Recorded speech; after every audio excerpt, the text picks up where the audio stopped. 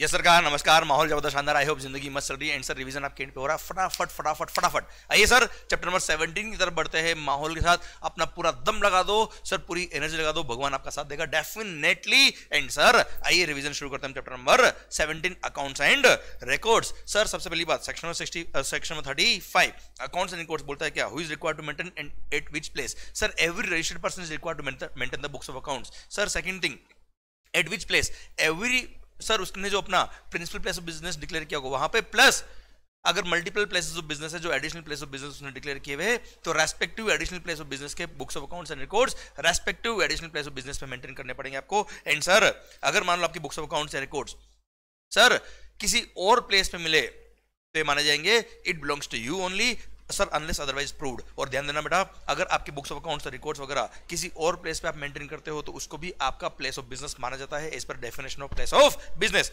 सरकार आइए, एक मस्त सर्कुलर आया था सर चाय कॉफी रबर एटसेट्रा के केस में। सर इनको क्या करते हैं बेटा, एक मंडी होती है बेटा, एक ओपन मार्केट होता है, ओपन वेयर हाउस होता है जहां पर ऑक्शनियर के थ्रू ऑक्शन करके इनको गुड्स को बेचा जाता है। अब यहां पर सर एक प्लेस पर इनको इकट्ठा किया जाता है चाय कॉफी रबर वगैरह को, और वहां ऑक्शनियर ऑक्शन करवा के गुड्स को बेचता है। तो वो जो कॉमन वेयर हाउस होता है, मंडी जो होती है बेटा सर, वहां से एक तरह से सप्लायर अपने गुड्स बेच रहा है बेटा, that place has to be declared as their additional place of business. अब साहब सबसे पहली बात इस सर्कुलर ने बोला क्या, उन सारे सप्लायर्स को उस प्लेस को डिक्लेयर करना पड़ेगा as their additional place of business. वो तो ठीक है सर। सेकंड थिंग हमने बात करी क्या, जैसे ही additional place of business declare किया वहां पे जो आप ट्रांजेक्शन करते हो उसके रेस्पेक्टिव रिकॉर्ड्स आपको उस रेस्पेक्टिव प्लेस पे मेंटेन करना पड़ेंगे। पर सर वो तो एक ओपन वेयर हाउस है, ओपन मंडी है साहब, वहां पर कैसे अपने रिकॉर्ड्स रख ले, कहीं सर अपने रिकॉर्ड्स कोई भी देख लेगा, वो तो ओपन एरिया है बेटा। इसलिए ये सर्कुलर ने क्लेरिफाई किया कि अगर आप एक गुड्स ऑक्शनियर को बेच रहे हो और ऑक्शनियर मतलब आप ऑक्शनियर को दे रहे हो और ऑक्शनियर सर अपने खुद के नाम का बिल इशू करके कस्टमर को आगे बेचता है, तो ऐसे केस में सर मेरे यहां से जब ऑक्शनियर एजेंट या गुड्स आएगा तब जीएसटी लगेगा, उसका वो आईटीसी लेगा, और ऑक्शनियर क्या करेगा, उसको जब आगे बेचेगा तब खुद टैक्स पे करेगा और आईटीसी यूज करके बैलेंस टैक्स पे करेगा। क्लियर? अगर ये वाला सिस्टम है तो ऐसे केस में कोई तकलीफ नहीं है, जो सप्लायर है वो अपने बुक्स ऑफ अकाउंट्स और रिकॉर्ड्स अपने प्रिंसिपल प्लेस ऑफ बिजनेस पे अगर मेंटेन कर लेगा चलेगा साहब, कोई दिक्कत वाली बात नहीं। उस प्लेस को, उस ओपन मंडी को additional place of business declare करने की जरूरत है, बस वहां पे बुक्स ऑफ अकाउंट मेंटेन करने की जरूरत नहीं है। क्लियर? डन सरकार। Second thing, records to be maintained as prescribed by the rules. Sir अब रूल्स के बारे में बात करें हम, सर रूल नंबर 56 बोलता है क्या क्या रिकॉर्ड्स मेंटेन करने पड़ेंगे। The goods and services imported और exported, sir details of the tax paid under reverse charge mechanism, advance received and adjusted register, एक रजिस्टर करना पड़ेगा जिसमें कितना आपको एडवांस रिसीव हुआ, कितना आपने एडजस्ट किया। Particulars of the names and complete address of the suppliers and recipient of the goods और सर्विस, आपको कंप्लीट डिटेल रखनी पड़ेगी, सप्लायर कौन कौन है और रेसिपिएंट कौन कौन है उनका। Then particulars of the complete address of the premises where goods are stored, including goods stored during transit along with the particulars of the stored therein। बेटा मतलब आपने अगर कहीं और पे किसी वेयर हाउस में गुड्स स्टोर किया हुआ, कितना गुड्स रखा हुआ है, क्या स्टॉक है, कितना है, इंक्लूडिंग ड्यूरिंग ट्रांजिट भी अगर आपने किसी वेयर हाउस में गुड्स को रखवाया है तो कितना रखवाया है, उसका सारा इन्फॉर्मेशन आपको रिकॉर्ड रखना पड़ेगा सरकार। फिर अब कंपोजिशन स्कीम वाला जो पर्सन बेटा, composition dealer, composition person not to maintain the following two records and document. कई बार सर एक मार्क के दो मार्क के क्वेश्चन ये वाले बनते हैं, मल्टीपल चॉइस क्वेश्चन भी बने हुए सर ये क्वेश्चन। सर इनको ये रिकॉर्ड्स नहीं मेंटेन करने, क्या क्या, community wise stock of goods, community wise maintain करने की जरूरत नहीं है। And details of tax payable and paid, ITC, register of tax invoice, credit note, debit note and delivery challan, ये मेंटेन करने की जरूरत नहीं है कंपोजिशन सप्लायर को। क्लियर? अब आइए sir accounts and records to be maintain by specific persons. Sir इनके लिए अलग से रूल दे रखे हैं स्पेसिफिक पर्सन के लिए। सबसे पहला एजेंट, सर ध्यान देना बेटा, अगर सर प्रिंसिपल ने एजेंट को ऑथराइज किया और एजेंट अपने बिहाफ पे गुड सप्लाई कर रहा है तो ऐसे केस में सबसे पहली बात, जरूरी नहीं कि वो एजेंट जो है केवल मेरा ही काम कर रहा है, हो सकता है मल्टीपल लोगों का काम कर रहा है। तो sir particulars of the authorisation, sir उसको जो ऑथराइज किया है प्रिंसिपल ने उसका sir authorisation letter, particulars of the authorisation received by him from each principal to receive और सप्लाई द गुड्स और सर्विस और both on behalf of such principal separately, उन सब रेस्पेक्टिव प्रिंसिपल्स का जो ऑथराइजेशन है इधर फॉर सप्लाई ऑफ गुड्स और सर्विसेज या फिर रिसीव ऑफ गुड्स और सर्विसेज का जो ऑथराइजेशन है उसके पास होना चाहिए बेटा। सेकंड, कितने कितने गुड्स या सर्विसेज बहुत उसने रिसीव किया है on behalf of principal. Sir फिर कितने कितने गुड्स और सर्विस और बहुत उसने सप्लाई किए ऑन बिहाफ ऑफ प्रिंसिपल, उन सब के रिकॉर्ड्स उसको पर्टिकुलर्स मेंटेन करना पड़ेंगे, कितनी क्वांटिटी थी, डिस्क्रिप्शन, वैल्यू, सब कुछ बेटा। Then details of the accounts furnished to each principal, sir books of account sir उसने हिसाब बनाया होगा ना हर प्रिंसिपल का बेटा, उसका डिटेल उसको मेंटेन करना पड़ेगा। And tax paid on receipt on receipt और सप्लाई ऑफ गुड्स और सर्विसेज और both effected on behalf of principal, और उसने कितना टैक्स पे किया सर, ये सब भी इंफॉर्मेशन उसको मेंटेन करनी पड़ेगी। ये क्या एजेंट की इंफॉर्मेशन सर। सेकंड क्या है, मैन्युफैक्चरर को क्या क्या इंफॉर्मेशन रखनी पड़ेगी सर, मंथली उसको प्रोडक्शन का रिकॉर्ड सारा, मैन्युफैक्चरर ना यार, सिंपल सा लॉजिकल सर, मैन्युफैक्चरर रिकॉर्ड क्या रखना पड़ेगा, monthly production account showing quantitative details of raw materials or services used in manufacture, quantitative details, हर क्वांटिटी होना चाहिए बेटा, of goods so manufactured, कितना गुड्स उसने बनाया, and including waste and by product thereof बेटा, मतलब क्वांटिटेटिव कितना रॉ मटेरियल काम आया, कितना इनपुट सर्विसेज काम है, इन सब का इन्फॉर्मेशन उसको रखना पड़ेगा, एंड कितना क्वांटिटी उसने मैन्युफैक्चर किया है, बाय प्रोडक्ट या वेस्ट और इसका प्रोड्यूस हुआ, उन सब का भी इन्फॉर्मेशन उसको रखना पड़ेगा, रिकॉर्ड रखना पड़ेगा sir. Clear, done. Then service supplier को क्या इन्फॉर्मेशन रखनी पड़ेगी, क्या रिकॉर्ड्स रखने पड़ेंगे additionally sir, account showing quantitative details of goods used in provision of services, जैसे हमको ये गुड्स जो भी काम आ रहा है सर्विसेज प्रोवाइड करने में, उन सब का record sir. Details of the input services which are utilised sir, services provide करने में क्या क्या हमने इनपुट काम ली, क्या क्या इनपुट सर्विस काम ली, and sir details of services supplied, ये सब हमको मेंटेन रखना पड़ेगा। फिर कॉन्ट्रैक्टर को सर क्या क्या इन्फॉर्मेशन रखनी है, वर्क्स कॉन्ट्रैक्टर बेटा सर ध्यान है, गुड्स और सर्विस और बोथ सर, ये बिल्डिंग इमूवेबल प्रॉपर्टी का कंस्ट्रक्शन कर रहा है, रिपेयर रिनोवेशन कर रहा है, मटेरियल प्लस लेबर दोनों मिला के सर, तो इसको क्या रिकॉर्ड रखना पड़ेगा, the name and address of the persons on whose behalf works contract is been executed, वो किसके लिए काम कर रहा है। Then quantitative details, description, value and quantity of the goods services received for the execution of works contract, कितना goods service उसको receive हुआ, कितना उसने यूज किया अगले में। Clear, details of the goods which are used in execution of works contract, फिर में कितना पेमेंट उसको रिसीव हुआ in respect of each works contract, and name and supplier of the name and address of the suppliers for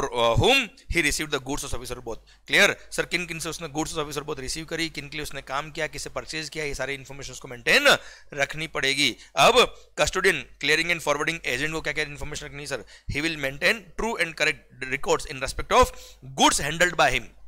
clearing and forwarding agent क्या करता है, goods maintain करता है बेटा, और प्रिंसिपल की बेस पे बेचता आगे फॉरवर्ड करता है बेटा। Maintain true and correct records in respect of goods handled by him on behalf of registered person and shall produce the details thereof as and when required by the proper officer. Sir उसको proper records रखना पड़ेगा, कौन कौन से goods उसने handle करी, कितनी goods handle करी, और कब कब उसने भेजी गुड्स, कब कब रिसीव हुई, प्लस जब भी इन्फॉर्मेशन मांगेंगे उसको प्रोवाइड करनी पड़ेगी। ठीक है साहब, कोई खास बात नहीं है। Then sir warehouse operator और ट्रांसपोर्टर के लिए सर यहाँ साफ साफ कह दिया है सर, देखो वेयर हाउस ऑपरेटर और ट्रांसपोर्टर भले जीएसटी में रजिस्टर्ड हो या ना हो, but they are dealing in the goods belonging to some other person, इसलिए सर उनको प्रॉपर रिकॉर्ड्स रखने पड़ेंगे। देखो ध्यान से sir, maintain the proper books of accounts with respect to the period for which particular goods remained in the warehouse, including particulars relating to dispatch, movement, receipt and disposal of such goods। बेटा ware house में कितनी कितनी goods आई, किसकी goods थी, क्या goods थी, कब वो आई, कब वो गई, या कब डिस्पोज ऑफ किया, सारी इंफॉर्मेशन रखनी पड़ेगी। सेकंड सर, ट्रांसपोर्टर के लिए बोल दिया क्या, maintain records of the goods transported delivered and goods stored in transit, during transit अगर उसने स्टोर करिए sir, along with the GST number of the registered consignor और consignee for each of his branches, उसको maintain रखना पड़ेगा।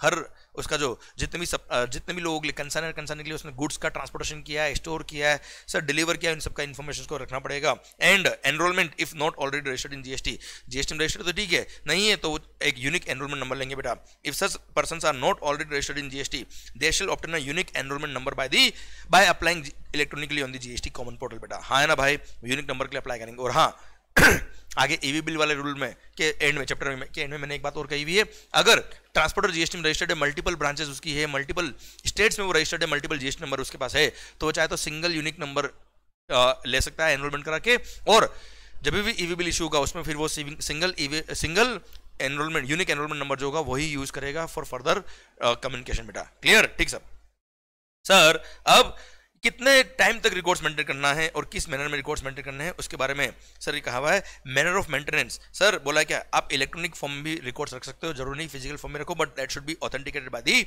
DSC. Clear, digital signature से authenticate होना चाहिए बेटा। Account shall be maintain at all places of business, हमने already बात कर ली, रेस्पेक्टिव प्लेस ऑफ बिजनेस में आपको रेस्पेक्टिव रिकॉर्ड्स रखने पड़ेंगे। नॉट टू बी इरेज्ड और ओवर रिटन, सर कटिंग नहीं होना चाहिए, इरेज नहीं होना चाहिए बेटा।